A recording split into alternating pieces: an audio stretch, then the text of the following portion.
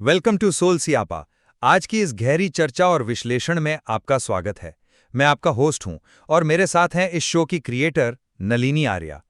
आज हम एक ऐसे विषय पर बात कर रहे हैं जो हमारी रोजमर्रा की जिंदगी का हिस्सा है, लेकिन हम उस पर उतना ध्यान नहीं देते। शुक्रिया। मैं नलिनी आर्या हूँ और आपने बिल्कुल सही कहा।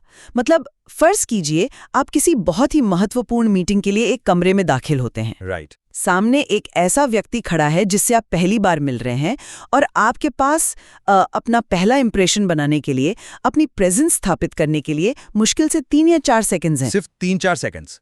तो मतलब वहां आप क्या करते हैं?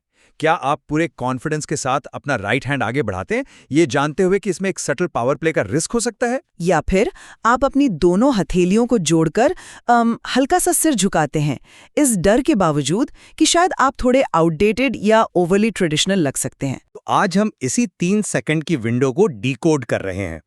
हैंडशेक बनाम नमस्ते। मेरा पक्ष ये है कि हैंडशेक सिर्फ एक मॉडर्न ट्रेंड नहीं है। ये एक बहुत ही पावरफुल बायोलॉजिकल और एवोल्यूशनरी टूल है जो तुरंत साइकोलॉजिकल सेफ्टी बनाता है। और मेरा आर्ग्यूमेंट ये है कि नमस्ते या अंजलि मुद्रा कोई पिछड़ी हुई परंपरा नहीं है। ये एक डीपली साइंटिफिक और सेल्फ कंटेन्ड एनर्जी सर्किट है जो हमें अपनी ऊर्जा खोए बिना दूसरों को गहरा सम्मान देने की आजादी देता है। तो चलिए इस चर्चा की शुरुआत करते हैं। आप नमस्ते को इतना साइंटिफिक क्यों मानती हैं? मतलब आमतौर पर तो लोग इसे बस एक सांस्कृतिक रस्म मानते हैं। देखिए, अगर आप इसके डिजाइन को ध्यान से देखें तो ये एक बहुत ही सोफिस्टिकेटेड टेक्निक है। संस्कृत का शब्द नमस्ते 2 शब्दों से मिलकर बना है, नम और ते, जिसका मतलब होता है कि मैं आपको नमन करता हूं, है ना? आमतौर पर हाँ, लेकिन इसकी एक और बहुत गहरी इंटरप्रिटेशन है। नम का शाब्दिक अर्थ होता है नॉट माइन, यानी मेरा नहीं। वेट, मेरा नहीं मतलब आप किसी से मिलते ही अपनी ओनरशिप का त्याग कर रही हैं। ये थोड़ा ओवरली ड्रामेटिक नहीं है? Overly dramatic. शायद आज की दुनिया को डोमिनेट करने की इतनी आदत पड़ गई है कि विनम्रता ड्रामेटिक लगने लगी है। Fair point. आप अपना ईगो वहीं उस एक पल में खत्म कर रहे हैं। आप यूनिवर्स को डिक्लेयर कर रहे हैं कि मेरे पास जो भी पावर या रुतबा है वो मेरा नहीं है। और अगर हम इसे बायोलॉजिकल पॉइंट ऑफ व्यू से देखें तो बात और भी दिलचस्प हो जाती है। वो कैसे? हमारी जो हथेलियां हैं वो हमारे ब्रेन के 2 अलग-अलग हेमिस्फेयर्स को रिप्रेजेंट करती हैं। बायां हाथ हमारी 5 कर्मेंद्रियों यानी ऑर्गन्स ऑफ एक्शन का प्रतीक है और दायां हाथ हमारी 5 ज्ञानेंद्रियों का। तो एक तरह से आप अपना इनपुट और आउटपुट अलाइन कर रही हैं। एग्जैक्टली। जब आप हथेलियों को जोड़ते हैं तो आप एक इलेक्ट्रिकल सर्किट क्लोज कर रहे होते हैं, और जब उंगलियों के पोर यानी फिंगर टिप्स एक दूसरे को दबाते हैं तो वो दिमाग, आंख और कान के प्रेशर पॉइंट्स को एक्टिवेट करते हैं। Oh wow! हाँ, यही वजह है कि जब आप पूरी चेतना के साथ नमस्ते करते हैं तो आप उस व्यक्ति को ज्यादा स्पष्ट रूप से देख पाते हैं और लंबे समय तक याद रख पाते हैं। ये नॉट माइन वाला कॉन्सेप्ट और प्रेशर पॉइंट्स का तर्क सच में फिलोसॉफिकली काफी डीप है, मैं मानता हूं। लेकिन अगर मैं इस मुद्दे को थोड़ा प्रैक्टिकल और एवोल्यूशनरी लेंस से देखूं तो हैंडशेक का इतिहास भी कोई कल का नहीं है। राइट? ग्रीस से जुड़ा है ना इसका इतिहास। हाँ, 5वीं सदी ईसा पूर्व के ग्रीस और रोम में उस वक्त इसे डेक्सियोसिस कहा जाता था। देखो, एवोल्यूशनरी तौर पर जब 2 अजनबी मिलते थे तो सबसे बड़ा खतरा जान का होता था। ऑब्वियसली सर्वाइवल का मसला था। वही तो, अपना खाली दाहिना हाथ आगे बढ़ाकर सामने वाले का हाथ पकड़कर आप एक फिजिकल एविडेंस दे रहे थे कि आपके पास कोई हथियार नहीं है। एक शांतिपूर्ण इरादे का प्रमाण। बिल्कुल। और आज के मॉडर्न न्यूरोसाइंस के हिसाब से ये मैकेनिज्म हमारे दिमाग में हार्ड वायर्ड हो चुका है। जब 2 लोग हाथ मिलाते हैं तो उस फिजिकल टच से हमारा ब्रेन तुरंत ऑक्सीटोसिन रिलीज करता है, जिसे हम ट्रस्ट हार्मोन कहते हैं। सही कहा। और इसके साथ ही ये कॉर्टिजोल यानी स्ट्रेस हार्मोन को इंस्टेंटली ड्रॉप करता है। आप सोचिए, आप एक हाई स्टेक्स बोर्ड रूम में दाखिल होते हैं। एक अजीब सा तनाव है हवा में, जहां लोग आपको जज कर रहे होते हैं। हाँ, आपका लॉजिकल ब्रेन सोच रहा होता है कि क्या मैं इस इंसान पर भरोसा कर सकता हूं? उस 1 सेकंड का फर्म हैंडशेक आपके लॉजिकल ब्रेन को बाईपास करके सीधे आपके प्रिमिटिव ब्रेन को सिग्नल देता है कि हाँ, ये इंसान सेफ है। ये एक इंस्टेंट रैपो बनाता है। मैंने आपका पॉइंट सुना और ऑक्सीटोसिन वाला आर्ग्यूमेंट काफी सॉलिड है। इंसान बायोलॉजिकली एक सोशल प्राणी है जिसे स्पर्श की जरूरत होती है। लेकिन क्या आप जर्म्स को लेकर चिंतित हैं? क्योंकि पोस्ट कोविड वो तो सबसे ऑब्वियस क्रिटिसिज्म है हैंडशेक का। जर्म्स तो सिर्फ फिजिकल लेवल की बात है, मैं सटल एनर्जी यानी सूक्ष्म ऊर्जा की बात कर रही हूँ। देखिए, हर इंसान अपने साथ एक खास तरह की मेंटल स्टेट कैरी करता है। एक वाइब होती है, राइट? जब आप किसी से हाथ मिलाते हैं तो आप सिर्फ ट्रस्ट बिल्ड नहीं कर रहे, आप लिटरली उनकी नर्वस एनर्जी को भी एब्जॉर्ब कर रहे होते हैं। ये एनर्जी ट्रांसफर वाली बात मुझे थोड़ी एब्स्ट्रैक्ट लग रही है। इसका कोई साइंटिफिक आधार है? बिल्कुल है। इसे आप माइक्रो एक्सप्रेशंस और नर्वस सिस्टम के पर्सपेक्टिव से देखिए। जब आप किसी का हाथ पकड़ते हैं तो उनकी पल्स, उनकी ग्रिप का पसीना, उंगलियों की हल्की सी भी कंपन वो हमारा नर्वस सिस्टम रीड कर लेता है। मिली सेकेंड्स में रीड कर लेता है। अगर उनका नर्वस सिस्टम एजिटेटेड है तो आपका अपना नर्वस सिस्टम भी डिफेंस मोड में आ सकता है। नमस्ते की सबसे बड़ी खूबी यही है कि ये आपको इस अनचाहे ट्रांसफर से बचाता है। आपने अर्धनारीश्वर का कॉन्सेप्ट सुना है, शिव और पार्वती का रूप? हाँ, जिसमें मैस्कुलिन और फेमिनिन एनर्जी का बैलेंस दिखाया गया है। सही। जैसे अर्धनारीश्वर हमारे भीतर की डुअलिटीज को बैलेंस करता है, जैसे लॉजिक और इमोशन, वैसे ही नमस्ते हमारे शरीर की पॉजिटिव और नेगेटिव ऊर्जाओं को हमारे अंदर ही सील कर लेता है। ये एक सेल्फ कंटेन्ड बैटरी की तरह है। मतलब आप किसी और की पावर सोर्स पर निर्भर नहीं हैं। वही तो, आप सामने वाले को पूरा सम्मान दे रहे हैं, पर अपनी खुद की बाउंड्री और एनर्जी को प्रोटेक्ट करते हुए। आप कह रहे हैं कि मैं आपका सम्मान करती हूँ, पर मैं आपका तनाव ओढ़ने के लिए मजबूर नहीं हूँ। ये बाउंड्री सेटिंग वाला पर्सपेक्टिव बहुत पावरफुल है, मैं मान गया। लेकिन आपको नहीं लगता कि एक प्रोफेशनल सेटिंग में जहां आपको असल में कोलैबोरेट करना है, वहां ये बाउंड्री एक दीवार बन सकती है? दीवार कैसे? हार्वर्ड की एक रिसर्चर है एमी एडमंडसन।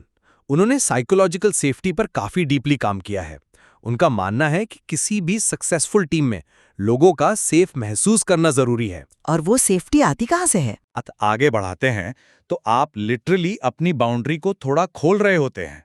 आप एक रिस्क लेते हैं और उसी रिस्क से वो ह्यूमन कनेक्शन पैदा होता है। हैंडशेक एक इक्वालिटी लाता है। देखिए, 17वीं सदी में क्वेकर्स ने हैंडशेक को इसीलिए अपनाया था ताकि समाज की हायरार्की और ऊंच नीच को तोड़ा जा सके। मैं एमी एडमंडसन के काम की बहुत इज्जत करती हूँ, लेकिन मुझे लगता है हम हैंडशेक को कुछ ज्यादा ही रोमांटिसाइज कर रहे हैं। रोमांटिसाइज? वो कैसे? आपने इक्वालिटी और वल्नरेबिलिटी की बात की, लेकिन रियलिटी में क्या ऐसा होता है? अगर हम पावर डायनामिक्स को ध्यान से देखें तो हैंडशेक समानता का टूल कम और एक पावर प्ले का टूल ज्यादा बन जाता है। कभी-कभी लोग डोमिनेट करने की कोशिश करते हैं। कभी-कभी नहीं, काफी बार। आपको डोनाल्ड ट्रंप और जापान के पूर्व प्रधानमंत्री शिंजो आबे का वो फेमस हैंडशेक याद है? हाँ, वो पुराने मीडिया का काफी चर्चित पल था। शायद 19 सेकंड लंबा हैंडशेक था वो। 19 सेकंड लंबा और बेहद आक्रामक। ट्रंप ने सिर्फ हाथ नहीं मिलाया, उन्होंने आबे का हाथ अपनी तरफ खींचा, उसे जोर से दबाया और दूसरे हाथ से थपथपाया। वहां कोई साइकोलॉजिकल सेफ्टी नहीं थी। राइट, वो एक तरह का डोमिनेंस दिखाने का तरीका था। बिल्कुल, वो दुनिया के सामने एक सबकॉन्शियस डिक्लेरेशन था कि यहाँ बॉस मैं हूँ और मैं तुम्हारी फिजिकल बाउंड्री को कंट्रोल कर सकता हूँ। जो इंसान आपका हाथ खींचकर आपको ऑफ बैलेंस कर देता है, वो आपके दिमाग को बता रहा है कि आप कमजोर हैं। इसके बिल्कुल विपरीत नमस्ते असली इक्वलाइजर है। इक्वलाइजर? लेकिन नमस्ते में तो आप झुकते हैं, वो तो सबमिशन हुआ ना। झुकना सबमिशन नहीं होता, वो ह्यूमिलिटी यानी विनम्रता होती है। दोनों में जमीन आसमान का फर्क है। नमस्ते में कोई पावर प्ले हो ही नहीं सकता। कैसे नहीं हो सकता? क्योंकि आप भगवान के सामने भी वैसे ही हाथ जोड़ते हैं और एक आम इंसान के सामने भी। इसका कोर लॉजिक यही है कि the God in me greets the God in you. यहाँ किसी के बड़ा या छोटा होने का सवाल ही पैदा नहीं होता। आपका पॉइंट ट्रंप और आबे वाले एग्जाम्पल के साथ काफी मजबूत है, लेकिन मैं कहूंगा कि वो हैंडशेक का वेपनाइजेशन था। वो उस टूल की अपनी बुराई नहीं है। तो सही तरीका क्या है? अगर इसे सही तरीके से किया जाए तो ये सच में इक्वालिटी लाकर खड़ी कर देता है। फॉर एग्जाम्पल 2009 का समिट ऑफ द अमेरिकाज याद कीजिए। अमेरिका के राष्ट्रपति बराक ओबामा और वेनेजुएला के ह्यूगो शावेज। उन दोनों के बीच तो दशकों पुराना कूटनीतिक तनाव था। एग्जैक्टली। दोनों एक दूसरे के कट्टर विरोधी माने जाते थे, लेकिन जब वो मिले तो वो एक परफेक्ट हॉरिजॉन्टल ग्रिप थी। जिसमें दोनों बराबर थे। हाँ, दोनों एक दूसरे की आंखों में देख रहे थे, मुस्कुरा रहे थे। उस एक फर्म हैंडशेक ने बरसों की जमी हुई डिप्लोमैटिक बर्फ को पिघला दिया। जब आप एक हॉरिजॉन्टल स्पेस में हाथ मिलाते हैं तो ये इस बात का ऐलान होता है कि भले ही हमारे विचार अलग हों, पर इंसान के नाते हम बराबर हैं। ओबामा और शावेज वाला पल सच में काफी आइकॉनिक था। लेकिन आपको नहीं लगता कि अब ग्लोबल प्रोफेशनलिज्म की डेफिनेशन तेजी से बदल रही है? मतलब आपको लगता है फर्म हैंडशेक अब ग्लोबल स्टैंडर्ड नहीं रहा? पहले ये माना जाता था कि अगर आप ग्लोबल स्टेज पर फर्म हैंडशेक नहीं करते तो आप में कॉन्फिडेंस की कमी है। लेकिन ये पूरी तरह से एक वेस्टर्न लेंस था दुनिया को देखने का। तो अब क्या बदल गया है? कोविड-19 ने इस पूरे पैराडाइम को शिफ्ट कर दिया। और ये सिर्फ कीटाणुओं के डर की बात नहीं है। मार्च 2026 में कनाडियन प्रधानमंत्री मार्क कार्नी का वो सिडनी वाला इवेंट देखिए। ओह, लोई इंस्टीट्यूट वाला इवेंट जहां उन्होंने नमस्ते किया था। हाँ, एक G7 नेता का ऑस्ट्रेलिया में जाकर एक इंटरनेशनल फोरम पर हाथ जोड़कर अभिवादन करना ये दिखाता है कि अंजलि मुद्रा अब दुनिया का सबसे रिफाइंड एटिकेट बन गया है। ये अब सिर्फ कोई एग्जॉटिक परंपरा नहीं रही, ये एक मल्टीपोलर वर्ल्ड का सिंबल बन चुका है। ये पॉइंट भी काफी वैलिड है। कोविड ने जरूर हमारे सोचने के तरीके को झकझोरा है और हाइजीन के हिसाब से नमस्ते एक बहुत ही एलिगेंट सॉल्यूशन है। लेकिन क्या? लेकिन हम ये भी तो देख रहे हैं कि महामारी का साया हटते ही लोग वापस हैंडशेक की तरफ लौट आए हैं। ये शायद हमारी पुरानी कंडीशनिंग है। मुझे लगता है ये कंडीशनिंग से ज्यादा एक बायोलॉजिकल नीड है। देखो, मार्क कार्नी नमस्ते करते हैं तो एक ऑडियंस को एड्रेस करने के लिए वो परफेक्ट है। पर सोचो, आप एक बहुत बड़ी बिजनेस डील क्लोज कर रहे हो। ओके। महीनों की नेगोशिएशंस के बाद अब फाइनली एक अग्रीमेंट पर पहुंचे। क्या उस मोमेंट में आप सिर्फ हाथ जोड़कर धन्यवाद बोलेंगे? शायद उस वक्त वो थोड़ा अजीब लगे। क्योंकि वहां हमें एक साइकोलॉजिकल कॉन्ट्रैक्ट की जरूरत होती है। हम कहते हैं ना, लेट्स शेक ऑन इट। ये सिर्फ शब्द नहीं है, ये एक फिजिकल सील होती है, एक कमिटमेंट की। बिजनेस की शुरुआत में वो सील एक अलग ही भरोसा बनाती है, जो नमस्ते से आना थोड़ा मुश्किल है। ये पर्सपेक्टिव वाकई दिलचस्प है। लेट्स शेक ऑन इट एक बहुत डीप साइकोलॉजिकल सील का काम करता है, ये मैं मानती हूँ। जब आपको किसी टीम में ये फीलिंग लानी हो कि हम सब एक साथ हैं, तो हैंडशेक का वो ऑक्सीटोसिन रिलीज एक मजबूत पुल का काम करता है।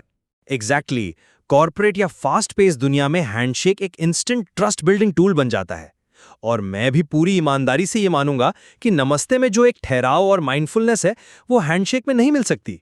खासकर वो नॉट माइंड वाला हिस्सा, है ना? हाँ, उस कॉन्सेप्ट ने सच में मुझे सोचने पर मजबूर कर दिया। जब बात पावर डायनेमिक्स की हो तो नमस्ते एक सच्चा इक्वलाइजर बनकर आता है। ये सामने वाले की पर्सनल स्पेस की रिस्पेक्ट करता है, जो आजकल बहुत रेयर है। तो अगर हम इस सारी चर्चा को रैप अप करें तो ये क्लियर है कि ये मुद्दा पूरी तरह से ब्लैक एंड व्हाइट नहीं है। हम किसी एक तरीके को हमेशा के लिए परफेक्ट नहीं कह सकते। सही बात है। आजकल के प्रोफेशनल्स और लीडर्स के लिए सबसे बेस्ट अप्रोच यही है कि हम इन दोनों तरीकों का विज्ञान समझें। अगर आप एक हाई स्टेक्स मीटिंग में हैं और साइकोलॉजिकल सेफ्टी बनाना चाहते हैं, तो हॉरिजॉन्टल और फर्म हैंडशेक आपकी मदद करेगा। और वहीं जब आपको अपनी एनर्जी प्रोटेक्ट करनी हो, बाउंड्रीज सेट करनी हो या सामने वाले को बिना किसी ईगो के पूरे आध्यात्मिक सम्मान से ग्रीट करना हो, तो नमस्ते की लेगेसी विजडम से बेहतर कुछ नहीं। हमारे पास मॉडर्न न्यूरोसाइंस और एंशिएंट एनर्जी मैकेनिक्स दोनों का फायदा उठाने का मौका है। बिल्कुल। तो अगली बार जब आप किसी इंपॉर्टेंट मीटिंग के लिए उस कमरे में जाएंगे और आपके पास वो 3 सेकंड होंगे, तो बस बिना सोचे रिएक्ट मत कीजिएगा। थोड़ा रुककर सोचिएगा कि आप सामने वाले को क्या मैसेज देना चाहते हैं। क्या आप एक फिजिकल कमिटमेंट स्टार्ट करना चाहते हैं या उनके भीतर के ईश्वर का सम्मान करना चाहते हैं? इन सोर्सेज में ऐसी बहुत सी कल्चरल और साइकोलॉजिकल लेयर्स हैं जिन्हें और एक्सप्लोर किया जा सकता है। नाम देते हैं। इस गहरे विश्लेषण में हमारे साथ जुड़ने के लिए आपका बहुत बहुत शुक्रिया। मिलते हैं अगली चर्चा में एक नए नजरिए के साथ।